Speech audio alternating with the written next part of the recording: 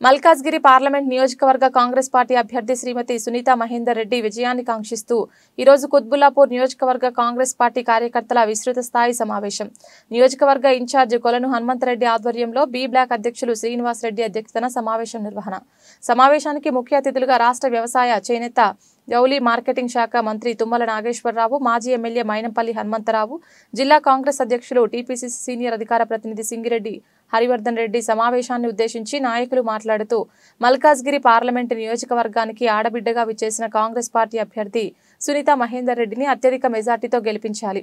ఒక మహిళను అభ్యర్థిగా నిర్ణయించిన కాంగ్రెస్ పార్టీని ఆదరించి గెలిపించి మహిళా శక్తిని నిరూపించాలి.